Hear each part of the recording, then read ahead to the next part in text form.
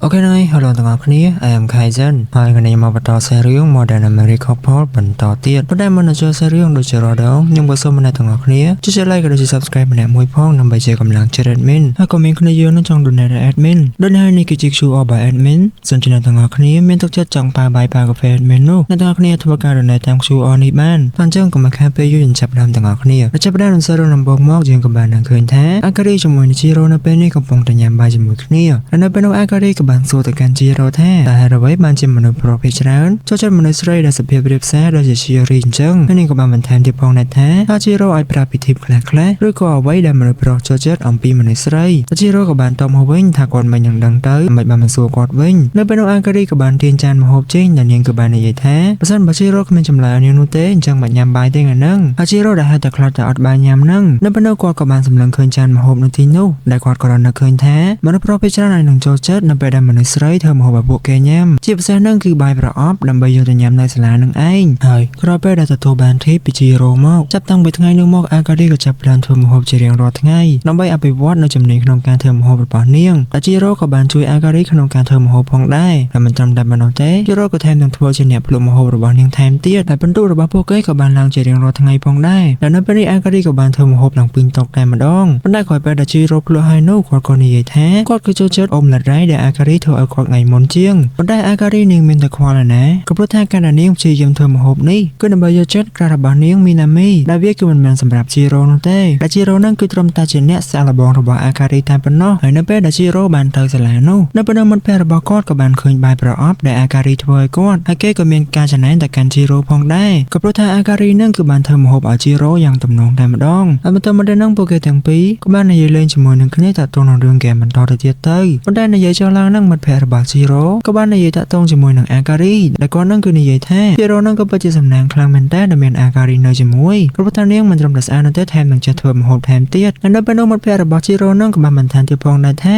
អាការីនឹងប្រកាសជាបានធ្វើរឿងអី sweet ជាមួយនឹង Jiro ហើយ Jiro នឹងក៏បានខាត់មិត្តភ័ក្តិរបស់ខ្លួនទៅថា relationship របស់គាត់ជាមួយនឹងអាការីនឹងវាគ្មានអីពិសេសនោះទេហើយពួកគេនឹងគឺគាត់នឹងសម្ដែងធម្មតាដើម្បីយកពិន្ទុតែប៉ុណ្ណោះហើយក្នុងអំឡុងពេលដែលពួកគេកំពុងតែអង្គុយយាយដើមអាការីនឹងហើយពេលនោះអាការីក៏បានដើរមកដល់ហើយធ្វើឲ្យពួកគេទាំងពីរនឹងគឺមានការកៀងជាខ្លាំងតែបន្តិចក្រោយមកអាការីក៏បានសួរទៅកាន់ Jiro ថាតើម្ហូបដែលនាងធ្វើឲ្យនឹងឆ្ងាញ់ដែរឬអត់ Jiro ក៏បានតបមកវិញថាវាឆ្ងាញ់ណាស់ប៉ុន្តែគាត់ក៏នៅតែនិយាយថាឆ្ងាញ់ចាញ់អ៊ុំឡាត់រ៉ៃដែលនាងធ្វើឲ្យគាត់ខាងលើកមុននោះទេអាការីឮបែបនេះហើយនាងក៏តបទៅវិញថាខេតឲ្យនាងប្រាប់ឲ្យតើអីហើយនាងគឺមិនខ្វល់នោះទេនៅពេលនោះ Jiro ក៏បានតបមកវិញហើយអញ្ចឹងមកសួរគាត់ទៅអីហើយក្នុងអំឡុងពេលដែលពួកគេទាំងពីរកំពុងតែឈរនិយាយគ្នានឹងមិត្តភ័ក្តិរបស់ Jiro ក៏អង្គុយស្ដាប់ពួកគេទាំងពីរឆ្លោះគ្នាយ៉ាងស្ងៀមស្ងាត់ហើយកាត់ទៅកាន់យប់នោះនៅពេលនេះ Jiro កំពុងតែដេកលេងហ្គេមដាច់យប់ដែលជាមូលហេតុធ្វើឲ្យគាត់ក្រោករៀងយូរបន្តិចនៅពេលព្រឹកនៅពេលដែលគាត់បានក្រោកមកនឹងគាត់ក៏បានឃើញថាអាការីនៅពេលនេះកំពុងតែធ្វើម្ហូបហើយគាត់ក៏និយាយថា Good morning ទៅកាន់អាការីទៅដែលអាការីនៅពេលនេះនាងក៏បានធ្វើម្ហូបយកជាការហើយដល់លើកនេះនាងក៏ធ្វើម្ហូបសម្រាប់មីណាមីហើយនាងក៏មានកម្រងថានឹងយកឲ្យគាត់នៅពេលដែលគាត់សម្រាប់ក្នុងម៉ោងធ្វើការផាត់ថែមរបស់គាត់ដែល Jiro របស់យើងនៅពេលនោះដែលហៅតែឃើញថាអាការីកំពុងតែធ្វើម្ហូបដែលគាត់ចូលចិត្តពួករបស់គាត់ក៏ចាប់ដើមកោតែវានឹងគឺពិតជាឆ្កងខ្លាំងមែនតើប៉ុន្តែនៅពេលនោះអាការីក៏បានចាប់ម្ហូបនោះមួយដុំព្រោះហើយក៏បញ្ចុកទៅកាន់ Jiro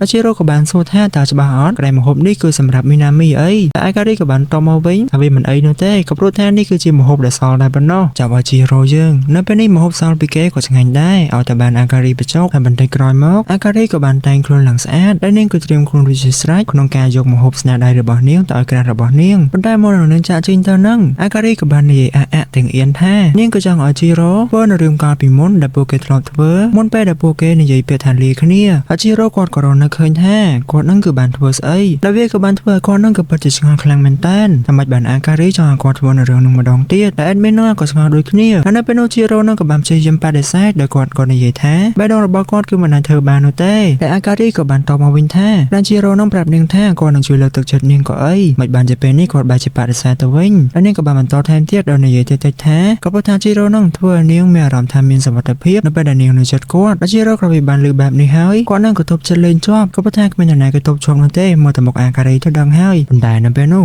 សម្លេងកណ្ដឹងក៏បានបន្លឺឡើងចង្រៃយោតែនៅពេលដែលជីរ៉ូបានទៅបើកទ្វារនោះគាត់ក៏បានឃើញជារីចាប់បណ្ដោយរទេះភ្លើងបានបុកគ្នាហើយនៅពេលនេះហើយមូលហេតុដែលជារីមកទីនេះគឺដើម្បីទៅយកនំមកផ្ញើពួកគេដែលនំនេះគឺជានំដែលមានរសជាតិផ្អែមតែមិនត្រឹមតែប៉ុណ្ណោះទេជារីក៏បានធ្វើវាដោយផ្ទាល់ដៃថែមទៀតតែមូលហេតុដែលនាងធ្វើវានោះក៏ដោយសារតែមីណាមីក៏ចូលចិត្តរបស់ផ្អែមដូចគ្នាតែក្រោយពេលដែលដឹងថាមីណាមីចូលចិត្តរបស់ផ្អែមនោះអាការីក៏បដូរចិត្តវិញតែនាងគឺមិនបានចង់ម្ហូបដែលនាងខំធ្វើតែឲ្យគាត់នោះទេចុងក្រោយម្ហូបនោះក៏ត្រូវបានជីរ៉ូញ៉ាំដដែលតែក្រោយពេលដែលគាត់ញ៉ាំហើយនឹងគាត់ក៏ថែមទាំងនិយាយថាពិតជាឆ្ងាញ់មែនទែនចម្លែកអាការីយើងនៅពេលនេះគឺកំពុងតែអង្គុយសែតក៏ព្រោះថាគម្រោងការរបស់នាងគឺបានបរាជ័យនៅពេលនោះជីរ៉ូក៏ព្យាយាមនិយាយលើកទឹកចិត្តទៅកាន់អាការីតែគាត់នឹងក៏បាននិយាយថាអាការីនឹងក៏នៅមានឱកាសច្រើនទៀតប៉ុន្តែបើទោះបីជាយ៉ាងណាក៏ដោយអាការីក៏នៅតែបាក់ទឹកចិត្តតែពេលនោះជីរ៉ូក៏បានបន្ថែមទៀតផងដែរថាបើទោះបីជាអាការីមិនអាចធ្វើម្ហូបឲ្យមីណាមីក៏នាងនឹងគឺជាមនុស្សស្រីដែលស្អាតស្រាប់ទៅហើយតែមិនត្រឹមតែប៉ុណ្ណោះទេនាងគឺថែមទាំង friendly ថែមទៀតដែលជីរ៉ូនឹងនិយាយចឡើងគាត់ក៏ធ្លាប់មកនិយាយការពិតថាអាការីនឹងគឺជាមនុស្សស្រីដែរមានភាពទាក់ទាញទៅកាន់មនុស្សប្រុសខ្លាំងមែនទែនក៏ព្រោះតែការតែងខ្លួនរបស់នាងប៉ុន្តែនៅពេលនោះអាការីស្ដាប់ហើយនាងក៏និយាយថាជីរ៉ូនឹងគឺនិយាយកុហកដែលនាងក៏បានស្ទុះទៅចិត្តជីរ៉ូហើយក៏សួរសំណួរមួយយ៉ាងត្រង់ទៅកាន់គាត់ថាគាត់ពេលដែលគាត់នៅជាមួយនាងតែគាត់នឹងដែលគិតរឿងផ្ដេសផ្ដាសចំពោះនាងដែរឬទេហើយនាងក៏បន្ថែមទៀតផងដែរថាតើជីរ៉ូបានគិតរឿងបែបនេះប៉ុន្មានដងមកហើយតែជីរ៉ូរបស់យើងនៅពេលនោះក៏គាំងរកពីអ្វីនិយាយមិនចេញនោះទេតែអាការីបន្តមកនាងក៏បាននិយាយរឿងមួយដែលនឹកស្មានមិនដល់ហើយនាងក៏បាននិយាយថាបើសិនបើជីរ៉ូចង់ធ្វើនៅរឿងមួយនោះនាងនឹងបំពេញបំណងរបស់គាត់ហើយនាងក៏បានចាប់ដៃរបស់ជីរ៉ូយកមកដាក់លើស្មារបស់នាងហើយជីរ៉ូរបស់យើងនៅពេលនេះគាត់ក៏ព្យាយាមទប់អារម្មណ៍ខ្លាំងមែនតើតែបេះដូងរបស់គាត់នឹងគឺសឹងតែលោតចេញមកក្រៅហើយប៉ុន្តែជាចុងក្រោយនឹងជីរ៉ូក៏អាចធ្វើចិត្តបានហើយគាត់ក៏ចាប់ច្រានអាការីចេញហើយគាត់និយាយទៅកាន់នាងថាពួកយើងមិនគួរធ្វើនៅរឿងបែបនេះនោះទេព្រោះថាអាការីគួរតែធ្វើនៅរឿងមួយនេះចំពោះមនុស្សដែលនាងស្រឡាញ់តែប៉ុណ្ណោះហើយគាត់ក៏ចង់សម្ដៅទៅកាន់មីណាមីនឹងឯងហើយបន្ទាប់មកអាការីក៏បានថយចេញពីគាត់ហើយនាងក៏បាននិយាយថានាងគឺយល់ហើយជីរ៉ូមិនចង់ធ្វើរឿងនេះក៏ដោយសារតែគាត់មានជារីចំណែកនាងគឺមានមីណាមីនៅពេលនោះនាងក៏បន្ថែមទៀតផងដែរថាអញ្ចឹងពួកយើងគួរតែបញ្ឈប់នៅក្នុងការរស់នៅជាគូអាពាហ៍ពិពាហ៍មួយនេះទៅហើយចាប់តាំងពីពេលនោះមកទំនាក់ទំនងរបស់ពួកគេទាំងពីរគឺមិនដែលដូចមុននោះទេចំណែកឯបន្ទុករបស់ពួកគេវិញក៏បានធ្លាក់ជាខ្លាំងផងដែរជីរ៉ូក៏បានវិលត្រឡប់ទៅកាន់ជីវិតដ៏ឯការបស់គាត់កាលពីមុនវិញមិនយូរប៉ុន្មានលទ្ធផលក៏បានចេញម្ដងទៀតនៅពេលនេះយើងក៏បានឃើញថាបន្ទុករបស់ជារីជាមួយនឹងមីណាមីគឺបានឡើងទៅដល់ A rank ហើយចំណែកឯបន្ទុករបស់ជីរ៉ូជាមួយនឹងអាការីក៏ធ្លាក់រហូតមកដល់ E rank ឯណោះតែរឿងមួយនេះក៏ធ្វើឲ្យជារីនឹងមិនសប្បាយចិត្តនោះទេហើយបន្តមកទៀតមិត្តភក្តិរបស់ជីរ៉ូនឹងក៏បានមកសួរគាត់ថាតើវាមានរឿងអីកើតឡើងចំពោះគាត់ជាមួយនឹងអាការីក៏បានជាបន្ទុករបស់ពួកគេធ្លាក់ខ្លាំងម្ល៉េះប៉ុន្តែជីរ៉ូគឺគ្មានអារម្មណ៍ឆ្លើយនោះទេតែគាត់ក៏បានគិតនៅក្នុងចិត្តថាតើការសម្រេចចិត្តរបស់គាត់នៅពេលនេះវាខុសឬមួយក៏ត្រូវការគិតរបស់គាត់ទៅលើអាការីនោះតែគាត់គឺគិតថាអាការីក៏គ្រាន់តែលេងសើចជាមួយនឹងគាត់តែប៉ុណ្ណោះប៉ុន្តែចំពោះពេលខ្លះវិញទង្វើដែលអាការីធ្វើហាក់បីដូចជាមិនមែនជាការសម្ដែងនោះទេបន្តមកទៀតនៅពេលដែលជីរ៉ូចេញពីបន្ទប់ទឹកមកវិញនោះគាត់ក៏បានជួបជាមួយនឹងជារីនៅពេលនោះជារីក៏ចង់និយាយជាមួយនឹងគាត់ដោយដែលពួកគេទាំងពីរនាក់ក៏បាននាំគ្នាទៅជាន់លើបំផុតនៃអគាររឿងដែលជារីចង់និយាយនោះគឺតាក់ទងជាមួយនឹងគាត់និងអាការីនឹងឯងដែលជីរ៉ូក៏បានប្រាប់ទៅថាអាចនិយាយបានថាពួកគេទាំងពីរគឺឆ្លោះគ្នាប៉ុន្តែគាត់ក៏ដឹងខ្លួនខុសហើយគាត់នឹងក៏ចង់សុំទោសទៅកាន់អាការីផងដែរប៉ុន្តែវាគឺគ្មានឱកាសតតែសោះគាត់ដោយសារតែមើលទៅកាន់អាការីហាក់បីដូចជាមិនចង់និយាយរកគាត់នោះទេតែជារីនឹងក៏បាននិយាយថាមានតែជីរ៉ូតែប៉ុណ្ណោះដែលនៅជាមួយនឹងអាការីច្រើនជាងនរណាទាំងអស់ដោយណាជីរ៉ូក៏គួរតែយល់ចិត្តអាការីបានច្រើនហើយចំណែកអាការីនាងប្រកាសជាយល់ពីចិត្តរបស់ជីរ៉ូដូចគ្នាហើយជារីក៏បានបន្ថែមទៀតផងដែរថានាងគឺជាមិត្តភក្តិរបស់ជីរ៉ូតាំងពីក្មេងមកម្ល៉េះដូចនេះហើយនាងក៏ជឿជាក់ថាជីរ៉ូអាចធ្វើវាបានប៉ុន្តែយើងក៏បានស្ដាប់ឮសំឡេងនៅក្នុងចិត្តរបស់ជារីដែលនាងគឺនិយាយថានាងក៏មានការចំណែនទៅកាន់អាការីផងដែរហើយក្រោយពេលដែលជីរ៉ូបានមកដល់ផ្ទះវិញនោះនៅពេលនេះគាត់ក៏បានឃើញថាផ្ទះគឺស្ងាត់ជ្រាបតែម្ដងអ្វីដែលគាត់បានឃើញនោះគឺម្ហូបមួយចានដែលគ្របចោលទុកឲ្យគាត់នៅលើតុចំណែកឯបន្ទុករបស់ពួកគេនៅពេលនេះគឺធ្លាក់ដល់0តែម្ដងប៉ុន្តែជីរ៉ូនៅពេលនោះមិនចាំយូរនោះទេគាត់ក៏បានទៅគូទ្វារបន្ទប់របស់អាការីហើយគាត់ក៏បានប្រាប់នាងថាគាត់មានរឿងចង់និយាយជាមួយនាងតែអាការីគឺមិនបានឆ្លើយតបអីនោះទេនៅពេលនោះជីរ៉ូក៏បានគិតថាមកទៅនាងប្រកាសជាមិនតន់ចង់និយាយជាមួយនឹងគាត់ហ